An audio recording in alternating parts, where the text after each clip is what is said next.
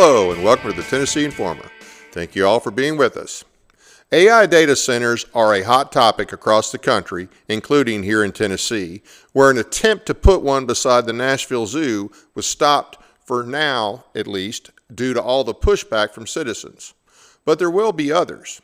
In fact, a huge facility is going up in Lawrence County, Tennessee, southwest of Nashville.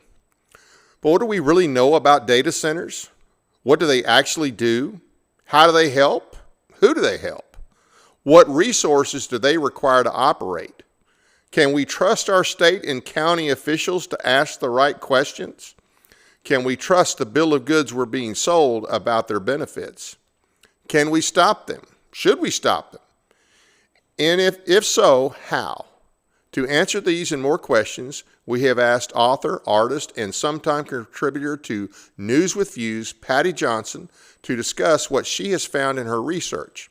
But first, a word from our sponsor, LifeWave, a unique product that uses light reflection to activate the body's own natural energy, supporting healing, improving performance, and combating aging without drugs or stimulants. Check it out and we'll be right back. Light, the energy of life itself. Since the beginning of time, light has sustained us, fueled our growth, and shaped the world. Even Einstein recognized that everything we are is made of light. But what if we could harness the light within us, not just to live, but to renew, restore, and rejuvenate? Introducing LifeWave X39, the first product in the world that activates stem cells using our body's own light. Backed by clinical research, multiple patents, and over 10 years of stem cell research, a revolutionary wearable light technology that unlocks the power of activating our own stem cells with a single, safe, affordable, non-transdermal patch that puts you back in control of how you look, feel, and perform. Unlike drugs or chemicals, X39 works naturally, awakening your body's ability to heal and thrive. It's time to unlock your full potential, restore your vitality, and embrace a healthier, more vibrant you. Welcome back. Before we bring our guest on, we have a short video about an existing AI data center in Kentucky. Is it always just going to be about money? When do the legislators start listening to the people? In this rural area of Kentucky 1036 in Wolfe County, there's a noticeable industrial hum, a sound that never goes away, a sound Barbara Campbell says has stolen the peace and quiet for nearly 3 years.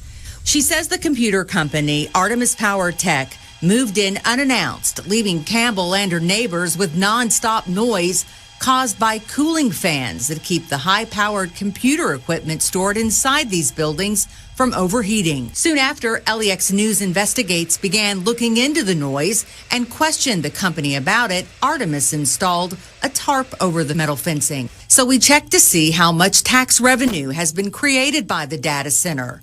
The total, $11,450. We tried to contact the Wolfe County Judge Executive to get his thoughts on the impacts of the data center, good or bad, but Judge Raymond Banks was not in the office.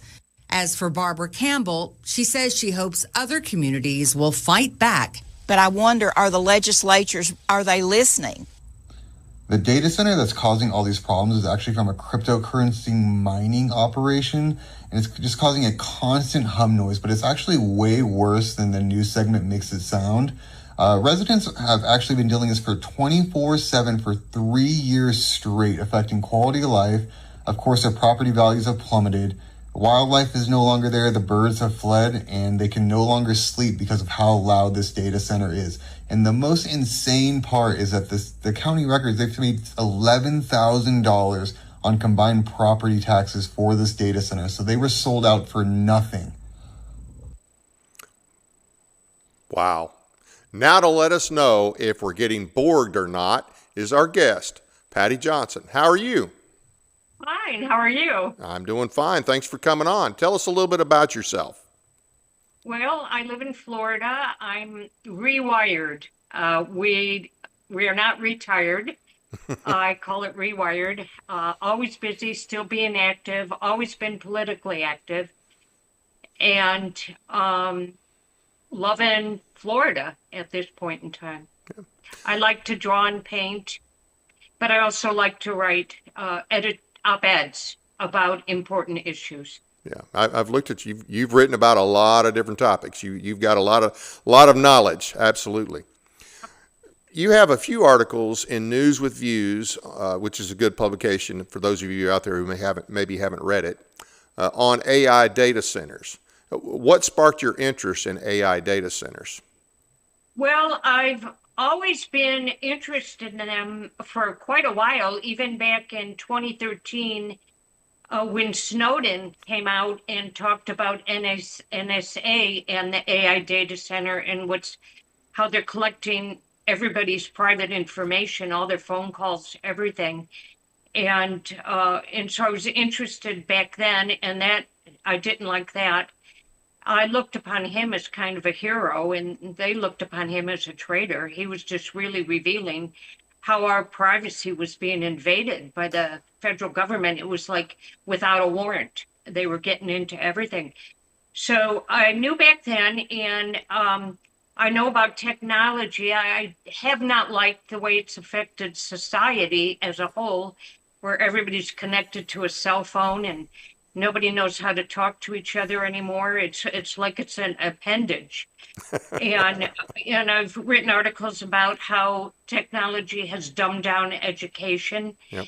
And all the other aspects, like the kill switch cars and all the cameras at every intersection, and how we're being tracked and traced. And you need a place for it to go, and that's the data center. They need the data centers. Okay. Without the data centers, they can't do all the surveillance. Okay, but now they don't advertise these per se as surveillance centers. What is your understanding of their purpose? What are we being told their purpose is? What we're being told is President Trump said we need to keep up with China. And another thing. And this was when did he say this?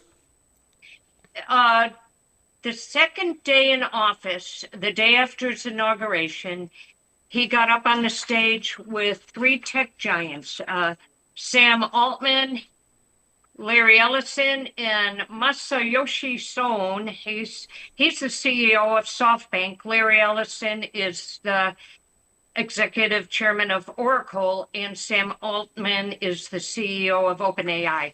And I was in shock because Sam Altman is ultra socialist liberal left.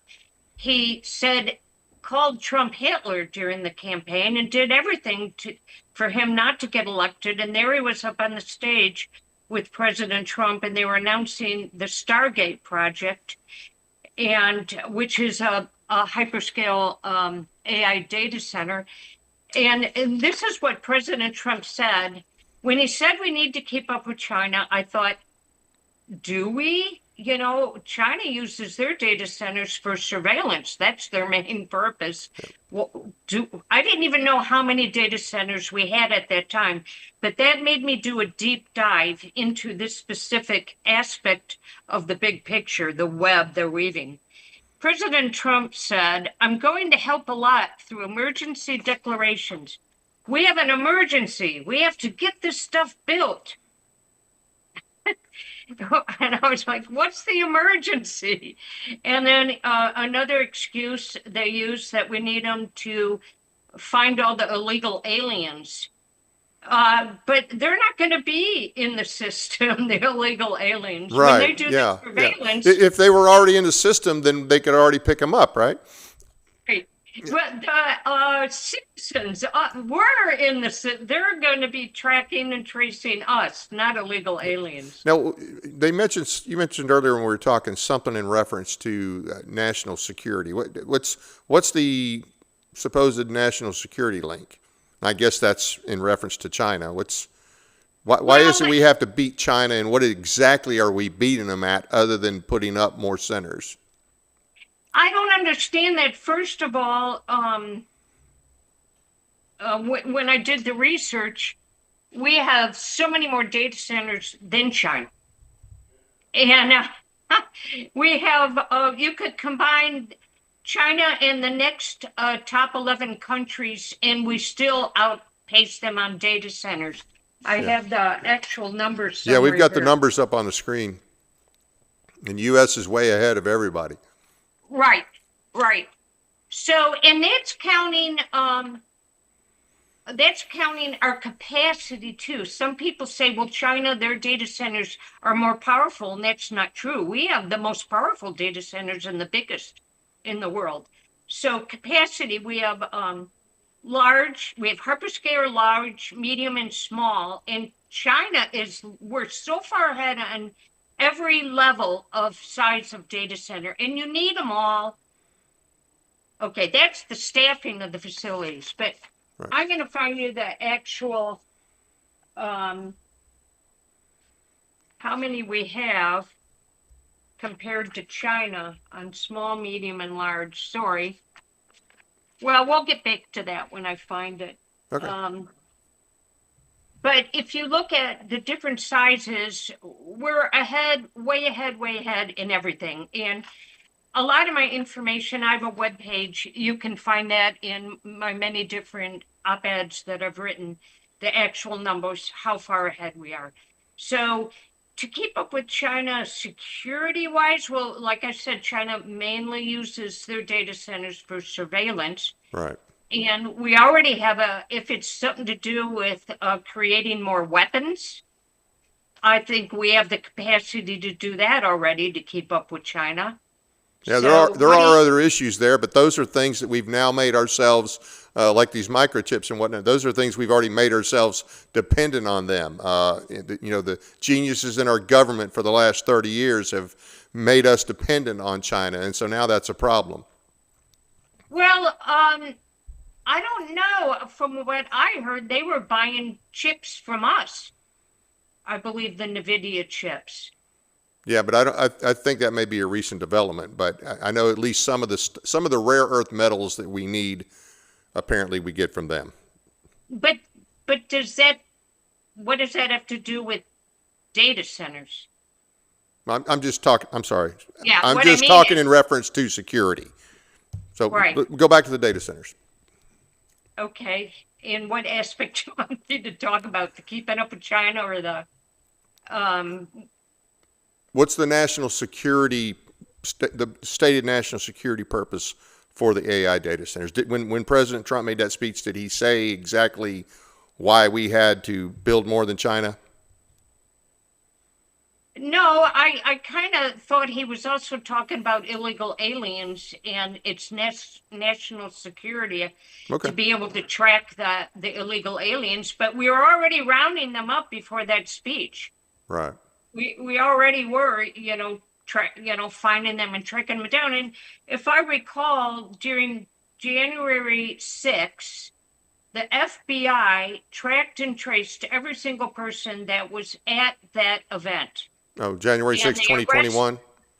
Yes, and using their cell phones. They already have the technology to do that. And I wrote preparing for the show, I found out that the NSA data center in Bumblebee in Utah already has the capacity to track and trace everybody in the world, basically. Wow. And so they have that capacity, and that is minuscule compared to the hyperscale data centers. So why do we need these hyperscale data centers? And I have a theory, knowing that we have the most in the world, I have a theory that we might be the central hub, because we're going to have the capacity to track and trace every single human being in the world. Wow. So So this is what my article, I haven't published it yet because I just had some recent information, but it's titled U.S. AI Data Centers, Enough Capacity to Watch Every Person on the Planet. and that already exists. That already existed. William Binney, he's a former NSA technical director and a whistleblower. This is what he said about their capacity back in 2013. They would have plenty of space with 5 zettabytes to store at least something on the order of 100 years worth of worldwide communications, phones, and emails and stuff like that on everybody in the world. Wow. And that was back in 2013. And compared to the hyperscalers, which can do so much more than that. Right. Why do we need them? Yeah. Well, if we're the hub for the central digital, the currency, the digital currency and all that, that's where we'll use them. Yeah. And I do want to talk about that, but I want to get that towards the end. So what are some of the benefits that they promote as hey, another reason we need to do this? What are some of the benefits that they promote as the, making it worthwhile to do this? Oh, scratching my head because it's definitely not job creation. That's not a benefit, and it's going to take away a lot of jobs.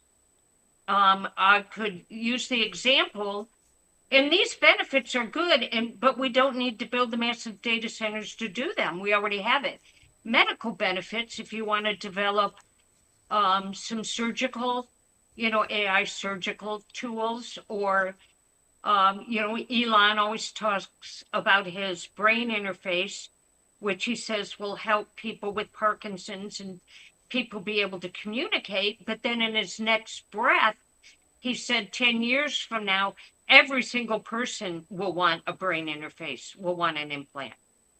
So he's not planning on it just being for medical. Right. So. Now, we mentioned the jobs. So initially, when you build these data centers, it takes a lot of people to build them, and the pay is good. But once that's done, then what are we stuck with? How many jobs do we actually have after they're built? Well, even about the jobs, I want to talk about that because a lot of these companies, they have their own out-of-state crews that they'll bring into your state. So you're not even going to have a lot of, blue-collar jobs brought in while they're building them. You may have some, but once they're gone and they've destroyed the earth all around it, the job opportunities, the long-term job opportunities are minimal. And I think we have a chart here. So when you look at that, wow, that's minimal. I mean, the AI is going to run AI. And at some point, they'll just need a few, maintenance there, people that are experts in that. But AI will basically run AI. So it's a lie to say that it's going to create jobs. It's not going to create long-term good jobs. It's going to create some short-term jobs, but long-term, you're going to lose jobs. And it's a big lie because the purpose of the AI is to replace jobs. Yep. So, you're going to lose all the white-collar jobs, anything to do with the computer. Anybody that's in finance and, accounting and, anybody in an office that sits in front of a computer, you won't need them anymore. You'll need minimal people. So, and then even blue collar, you won't need janitors. We already see the AI going around the stores, doing the work that janitors used to do. So you won't need janitors. It'll replace. They're talking about replacing doctors, and China had the first total AI hospital. How warm and fuzzy is that to be treated by AI? Well, of course, China doesn't really care too much if they lose people, so. No. So, yes, it's the ultimate job not creator, not job creator. Destroyer, yeah. So now let's talk about not just that it's a lie about the jobs, certainly long term it's a lie about the jobs, but the impact on resources. Oh my goodness. Think about that. And I want to talk to people about, it's not going to affect me. They're building it 35 miles away, or they're building it over here, or I won't have the noise pollution. the water, the underground aquifers here in Florida, they're connected. And if we have a drought, like in the next county, a lot of times I'll see our pond go down because it all sort of flows, even though we're getting tons of rain here where I am. So your water, it'll affect where, all over, it'll affect wide and far your water usage. And people near the data centers were seeing that they're getting polluted water. So, yeah, the resources like water and then electricity. Is that the type of resource you're talking about? Oh yeah, Like water the and forest electricity. land? Yeah, and I want to say something about the water, and I'll probably hit it again in a minute. But for instance, in Tennessee, we already have a drought, Right. and we already have problems with energy. We already don't make enough energy, and yet we want to bring these AI data centers in. Now, I mentioned that they stopped the one in Nashville for now, and you said you made the comment a minute ago. Some people say, "Well, I don't care. It's going to be out and away from me." I just wonder if there'll be as much pushback on that data center that they stopped that was going to be put by the zoo when it's put out in a rural county somewhere or out in the rural part of even Davidson County. I wonder if there'll be as much pushback. In Lawrence County, which is south of Nashville, they didn't find out till after the fact. And I was talking to a friend of mine today that lives down. They didn't find out till after the fact that this had even been planned. Apparently, the city bought off on it or started planning this a few years ago, did a non-disclosure agreement with the contractor, and some way, somehow, the people just found out, I guess, after a meeting within the last, I'll say, few weeks, several weeks, whatever. And now they don't even know how they're going to stop it at this point. I don't think there is any stopping it. But that goes back to the earlier question I asked in the intro. Can we trust our elected officials? And I think there's a lot of them we can't trust. That's for sure. Yeah. Yeah. Here in Florida, they've passed a few laws, but President Trump has endorsed the gubernatorial candidate, Byron Donalds, and he publicly said he wants to bring in more AI data centers and make us the new Silicon Valley. So what about the water? I mean, has Well, anybody the asked him water. about that? Okay, the water, it'll be, do we have a chart about how they get polluted? Well, this I says have it it. uses up to 5 million gallons per day. Okay, let me look at my general negative impacts on water. Okay, so your water, whether you're close to it or not, you could be limited, have water that's limited, especially if you're in a drought area. But even don't be fooled when they say they're going to do a closed loop system, because that uses a lot of water also. It uses less, but it still uses a lot of water. Let me read that closed loop. Well, anyway, and it still pollutes. So the water, when they use it, they have to put biocides, to kill the Right. fungal and growth, and they have to put other chemicals to keep it from corroding. Right. The Well, the before we get valve. to the pollution, let's just talk about how much usage, how much water are we talking based on the different Oh, size AI data set. There we go. okay. On a hyperscale, up to 5 million gallons per day and more in the summer heat. This equals the consumption of a town 10 to 50,000 people. Wow. On a medium data center, 300 gallons a day. 300,000. Large, 300,000, right? yes, 300,000 gallons per day.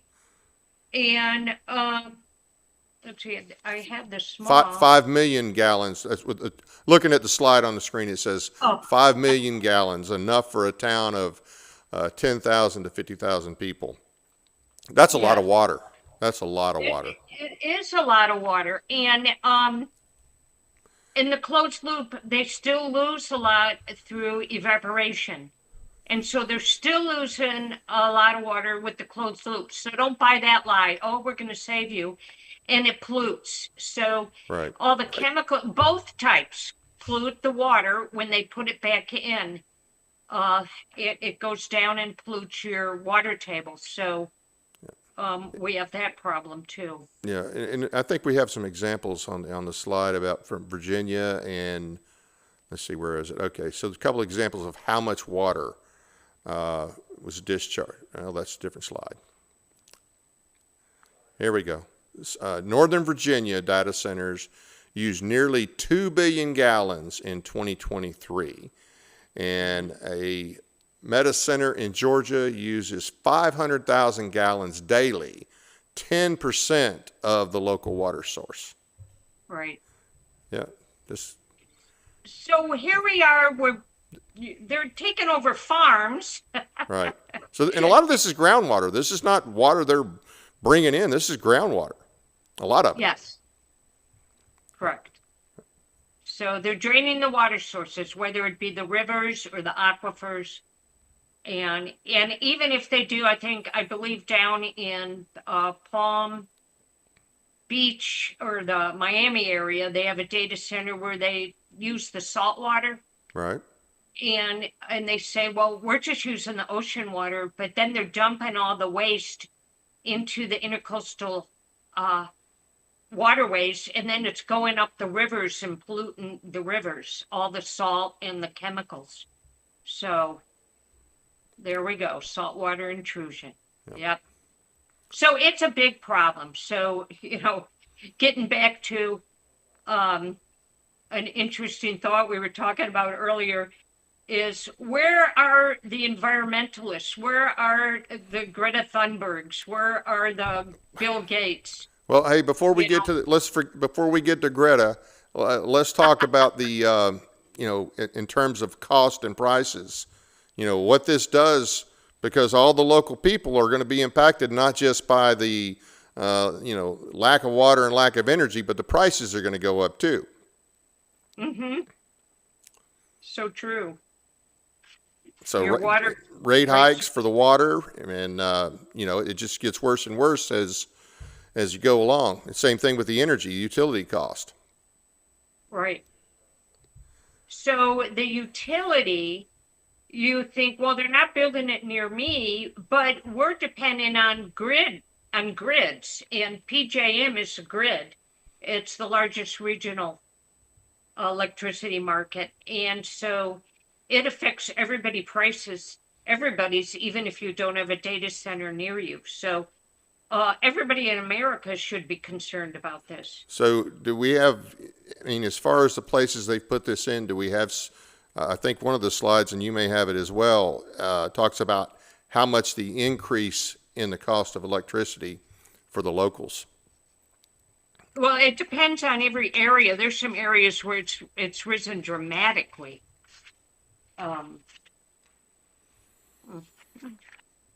Electrical impacts. Yeah. Okay, it went up 260%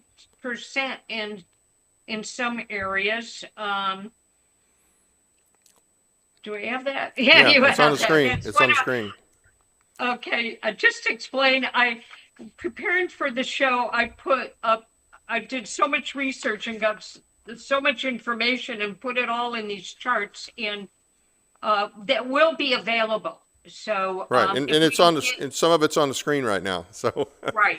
So anyways, yeah, there we have it. 800% at some of the auctions. The rates went up. So your bills, no matter where you live, are going to go up, and that's not good. So that affects everything. Right, and our grid is already outdated, not big enough, and so that's even more strain on the grid. Yep, and it takes years to build new facilities. So they say we're going to build, we're going to build our own power plant, but they're going to be running before that power plant is even up and running. And they're going to rely on our power that's supposed to power homes. And this is good. This is the example we want to talk about is Lake the Tahoe. Tahoe residents were told that they were no longer able to get power from the power company because the power company decided they would rather power the data center instead of the home residents, probably because they're getting paid more by the data center. So you're up a creek without a paddle because we are going to give our power to the data center. And there's nothing to stop them from doing that. Nope. Well, the people, I want to say one thing. This thought is in my head before I lose it. We're up against billionaires and a trillionaire now. Elon is a trillionaire. Yet it's like a David and Goliath battle, and we need to get in the battle. We can't say we can't not get in the battle because they're a small number of people. They have the money, but we have the numbers, and so we have to continue to fight and to show up at the meetings and to speak out and people are doing that and they're running scared.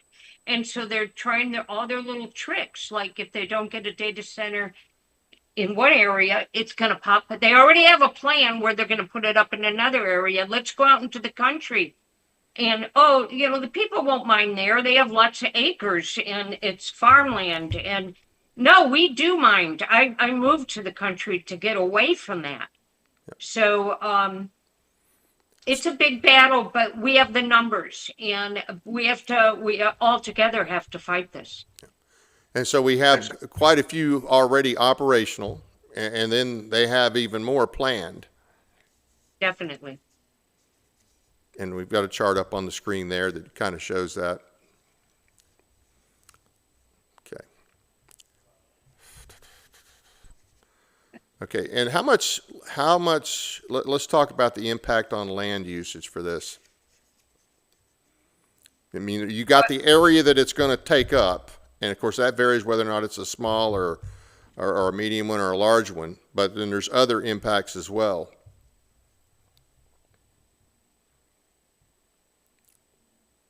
Okay, so for instance, in Wisconsin, the AI campus proposal covers 600 acres of farmland. Northern Virginia has hundreds of centers. You're taking rural areas and you're taking it over. And that's not a good thing. No, you're putting something in that doesn't feed the people. Right. You're putting a lot of cement in there, and it's not feeding the people. You're taking up farmland. And guess what? The tech giants are buying. Gates is buying up farmland. Right. So right. they want to control the production of food too. So how many of these have been taken over that you know of by eminent domain? How much property has been taken over by eminent domain to build AI data centers? Dave, I don't have an exact number on that. Do you? Well, no, just any kind of estimate, any estimates or examples? I know that it happens, and I recently saw one where the eminent domain came in for the cell towers and the power lines to connect the data center. And you don't want a cell tower near you either. Right. They need the cell towers to connect everything. And those people that live within a mile of a cell tower have way higher rates of blood cancers, and they have the EMF damage. So right. I just go ahead. I just know that they're using eminent domain, and another thing that they're using is they use the national security, but basically they can only use that in the areas that have military bases. They can only use that excuse. They cannot take away our rights as a state, our state rights, and say that you have to let us build this center here and do the eminent domain because it's for defense and safety. It can only happen if it's at like government land, military base. For the eminent domain? For using that excuse. Okay. Of national security. They use the national security excuse. Okay. So And now when they build these data centers, when they're up and they're operational, they're not exactly quiet, are they? No, they aren't. And it's 24/7. And there's also sorts of ramifications of that. And we have I think I sent a link to Okay. one woman, she was a half mile away, Yeah. and Yeah. it's what it sounds like. So it destroys the circadian rhythms of the animals, your sleep patterns. It does a lot of things, the noise pollution. And like you say, 24/7. And there's nothing you can do. There's nothing that you can do to make them quieten it, to find a way to make it quieter. There's nothing, you can't do a lawsuit or anything. You do have noise regulations in some places. So I don't know, is there nothing you can do about noise pollution? Or is it going to vary depending on where you're at? Well, here's the thing. They have the big money and people try to bring in the lawsuits and they know how to get the judges. Once they're up and running, I think you're pretty much in trouble. And I think you have to stop them before they start. Okay. Well, I agree That's there. my opinion. And, I moved to the country to get away from them. I like the peace and quiet. I just like to hear the roosters and the farm animals. I don't like to hear data centers. Okay. Well, we're gonna let everybody hear some of the noise real quick. We do have a clip.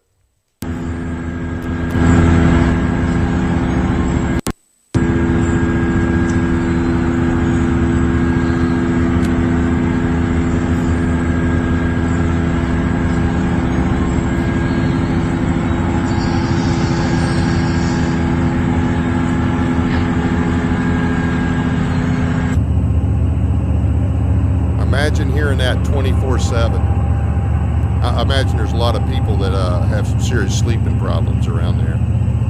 And it would just drive you up the wall, hearing that all the time.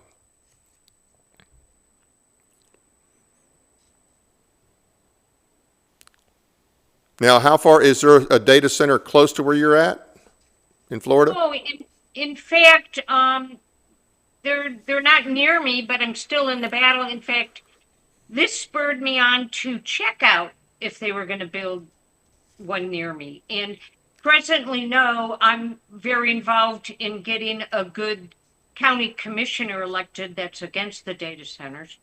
But, keeping an eye on the permit processing and if contractors are, applying for permits. So what do you look for? Are you looking for certain names of certain companies that are applying for a permit, or what are the telltale signs? Okay. Okay. Okay. Oh, I'm trying to get to that. okay. Okay, this is what you do.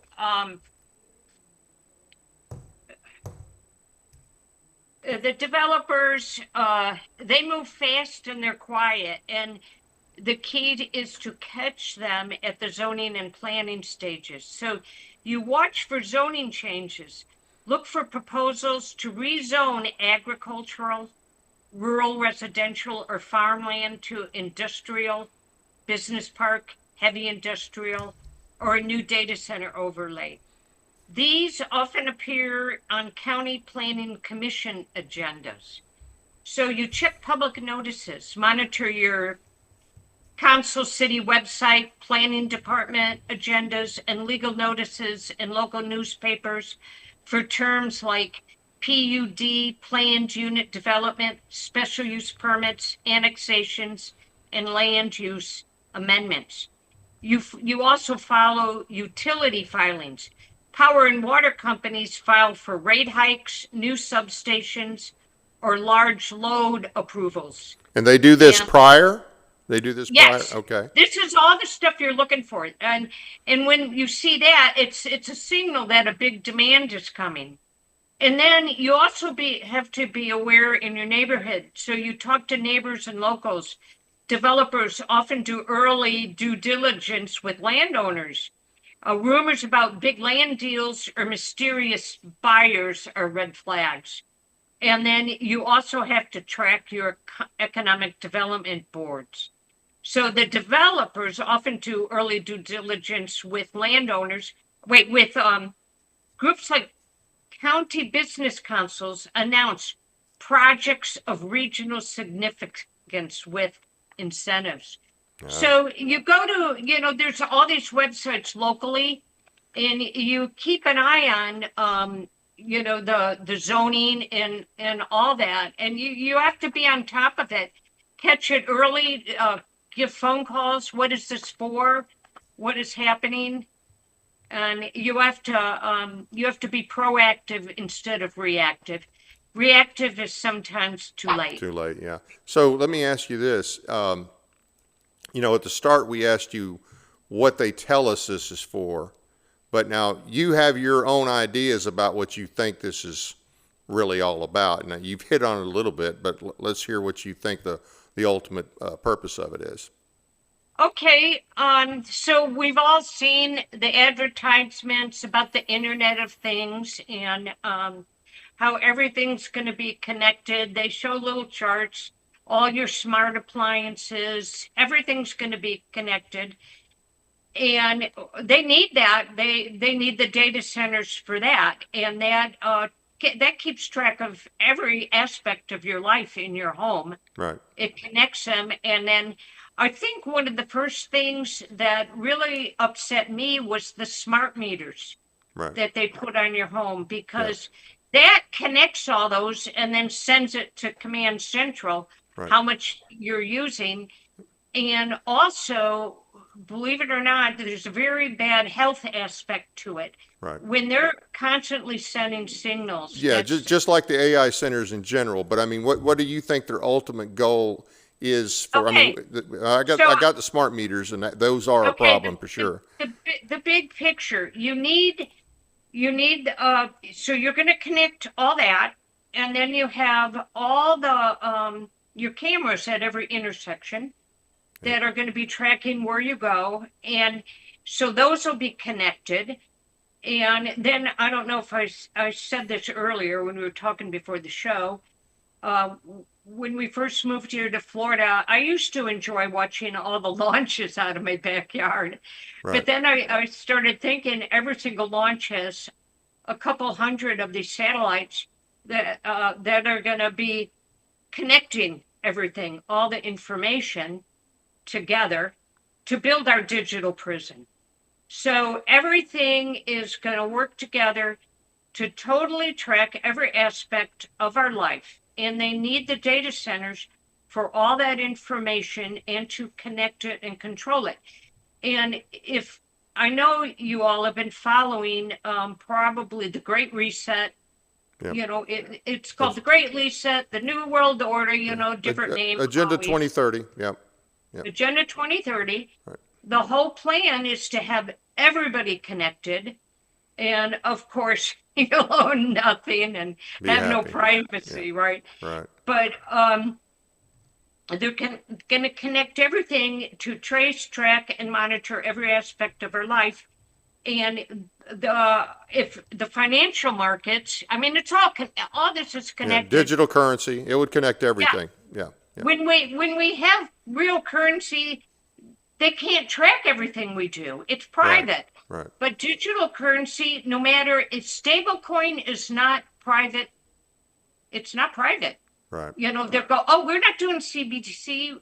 We're doing stablecoin. That's just as bad. And you need a digital ID for stablecoin too. Right.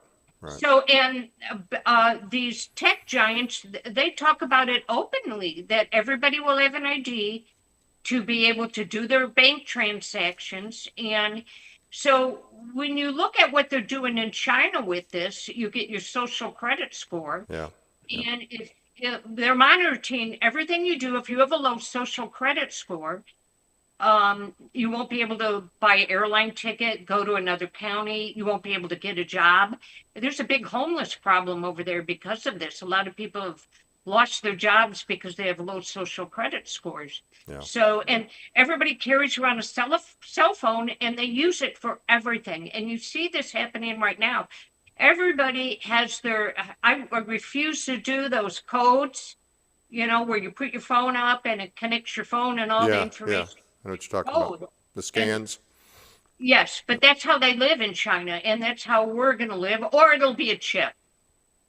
I know people that'll run to get that chip. They'll think it's great. Yeah. But that's the big picture. They need the data centers are essential to have the end game come to fruition. Right.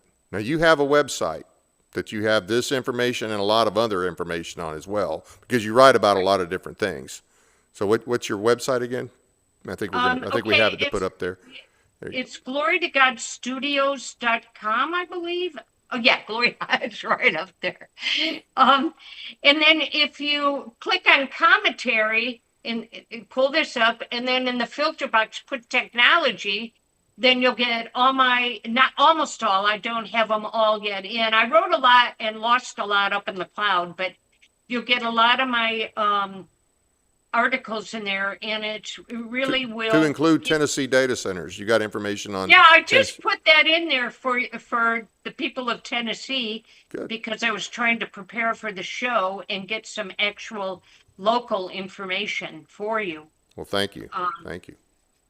So, yeah, and are we being borged? I want to talk a little bit about that. Can you put that quote up there? And I can talk about it. The one about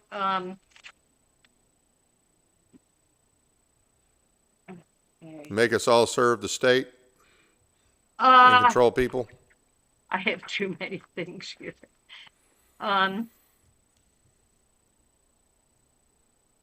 That's what it says on the there we go. No, I had okay. What's going to happen in Amazon One has this thing called the Internet of Forests. I mean, it's too crazy. I listen to a lot of the experts, and Whitney Webb and Catherine Austin Fitz are experts if you ever want to really learn details. Right. But one Amazon is buying up, what they'll do is they'll go to a third world country that is in need of money. They're in debt. And so these tech giants with all the money, the billionaires, trillionaire, they'll come in and they'll buy up the rainforest. They'll buy up a big plot of the rainforest. And then they'll assess a value of it, and they can. That's right. And then they put, they say we're saving the planet, right? Right. And then they tokenize it, and they sell the tokens. It's on the stock market.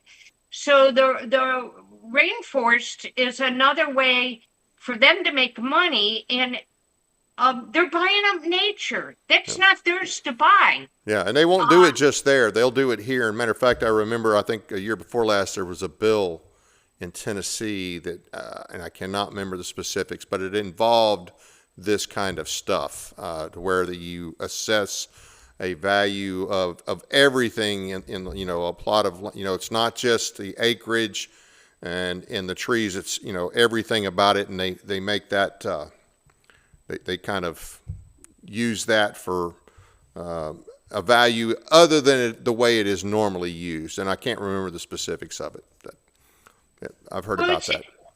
Yeah, the elite will be exchanging tokens of the nature. They're buying it up and they're going to own it. And we're not going to be able to go in the forest. We'll be in the 15-minute cities and we won't be allowed to visit the forest. Yeah. But they're going to token. It's crazy when you think about it. I was listening to Whitney and I was like, no, this is insane. I don't believe you. This doesn't make sense. And so I did a deep dive into that, and it's true. And you can find all the documentation when you go to my website.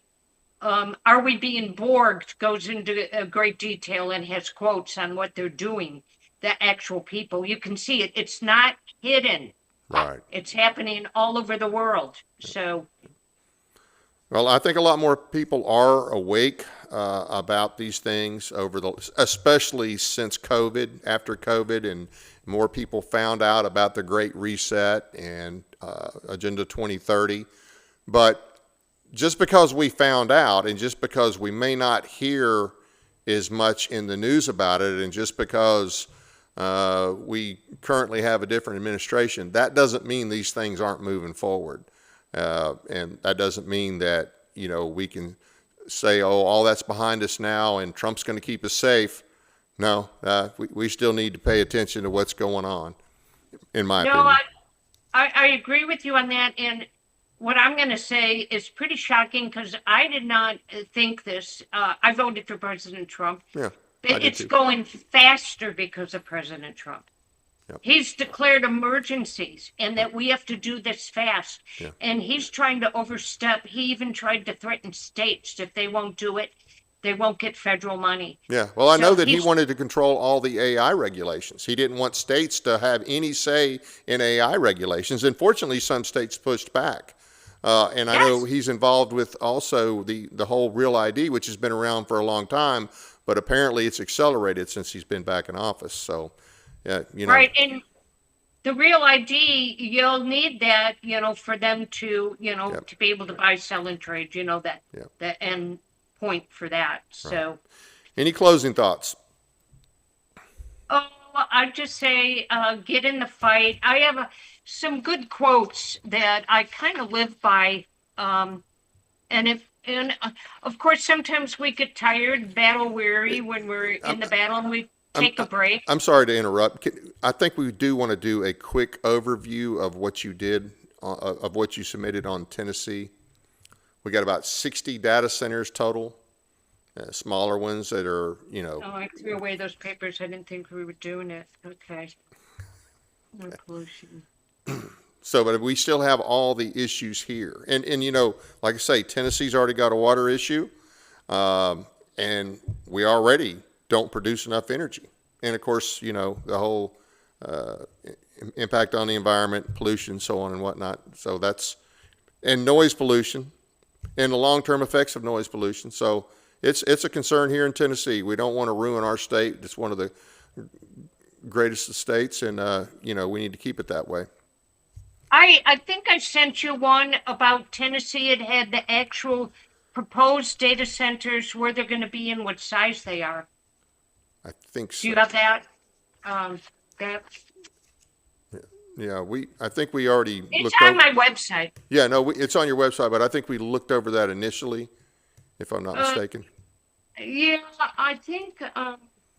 Because there was one in Nashville and there was one. DC blocks, the Fisk, the Cielo project, the Meta campus, the AI Colossus. So I have all that, and I wanted to say something about what was really interesting was I found out when I was where the money was coming from. And on the Nashville one, and it was DC blocks, and DC blocks was connected to DC blocks. Their money is coming from BlackRock. They're basically connected to BlackRock. Surprise, surprise. And BlackRock, many people know the top three are BlackRock, Vanguard, and State Street. Vanguard is usually number one.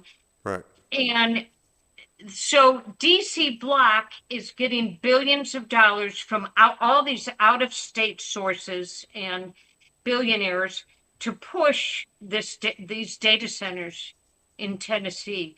And of course, we know Larry Fink, the CEO of BlackRock, is now interim co-chair of the World Economic Forum. Yeah. And we all know the World Economic Forum is pushing the 2030 agenda. Oh, yeah, absolutely. And the Great Reset. Yeah. And our stupid governor met with him several months back. I'm sure he's probably met with them more than once. Oh, my goodness. Yeah. A meeting with the devil. Yeah, absolutely. Well, hey. Dining with the devil. Yeah. So we're going to put your website up again real quick. glorytogodstudio.com. And like I say, you've got a lot of good information on there. You write about a variety of topics. And News with Views, you have several articles there on this topic and other things. And those of you out there, if you're not familiar with News with Views, it's a good site. You got a lot of good information. There's some good writers there that you may not see other places, but they're still good writers, good information. Absolutely. Well, This hey, one, go ahead. yeah, this one in the Burning Platform, I sent it to them this morning because I wanted it to be in there for the show. And people can download it from the Burning Platform. It tells about what I was just talking about Larry Fink and the connection to the World Economic Forum and where the big money is going. But remember, they have the money, we have the people. We have the power. We're David, and David killed Goliath. So I have a positive attitude on this. So get your 5 stones ready. Yeah, and I just want to give some quotes that I live by. And Dietrich Bonhoeffer is one of my heroes, and he said, "Silence in the face of evil is itself evil. God will not hold us guiltless. Not to speak is to speak, not to act is to act." And then, of course, this one's attributed to Thomas Jefferson, but, people argue about that. "The price of freedom is eternal vigilance." Yep, absolutely. We can't let our guard down. And scripturally, we need to be watchmen on the wall. And we're told that if we see the enemy coming and we don't warn the people, that we're held accountable for their deaths, for what happens to them. But if we do warn them and they don't do anything, we're not held accountable. They're held accountable. So, and we're also in Ephesians to expose the evil deeds of darkness. Yeah. Now, So, doing that is pretty much a full-time job. Yeah. Well, hey, thank you for being with us and for all you do and all the great information that you get together. We do appreciate you coming on the show. Thank you. Hopefully it was helpful. Oh, great bless. information. Great information. You have a great night. We appreciate you. Thank you. Bye. Thank you. I want to thank the audience for taking the time to watch our program tonight. Check out our audio podcast on iHeartRadio, Spotify, and other platforms as well. Sign up for our weekly newsletter at our website, teeninformer.com. Find and follow us on Facebook and Twitter. I got a short commentary at more of a question. Why would our state even consider Marsha Blackburn or John Rose to be governor? Now, I understand everybody knows that I'm a supporter of Monty Fritz, but think about this. Marsha has been in D.C. over 20 years. Now, Rose hasn't been there as long, but both, the House and the Senate, our Congress in general, one of the most corrupt entities in our country. And their approval rating is rock bottom and has been for decades. What have they accomplished? I mean, even some of the good things that President Trump has done have not been codified. And so this this coming from Congress, I just don't know why to me, that should be 20 points against you right there. Now, I understand that there are a few, and I stress few, decent ones in the House and in the Senate. Okay, but you know what? Those ones are pretty much known to everybody. They stand out. Just being a rep or being a senator, that in itself is not leadership. And we often use, and I think it's the wrong term, to look at them as leaders. They are supposed to be representatives. Now, some of them up there do show leadership in terms of standing up for the right thing and motivating others to do that. But on the whole, it's a terrible organization. And by the way, about 95% of what our Congress does, what our federal government does, is blatantly unconstitutional. It's not even close. It's unconstitutional. And guess what they've done in order to pass all of this unconstitutional garbage over all these decades? They've amassed $40 trillion in debt. Nearly $40 trillion in debt. We have the interest on our debt's roughly $1 trillion a year now. Our budgets are $1.5 trillion. Back in 1980, I remember when we hit $1 trillion in our national debt, and people were like, we couldn't get our heads around $1 trillion. And now we're paying that in interest. And I understand that no one rep or one governor, or excuse me, one senator is to blame for that. And it's collective. And like I said, there can be some good ones, but what have they ever done? What have either of those two ever done since they've been up there to show any real opposition? Because next to getting hit with a nuke, the most dangerous thing to our country is the debt that we owe. And all that money that we owe, that is the most dangerous thing. And that's not just dangerous for us, and that's a debt that they put on us, but they put it on our kids and our grandkids.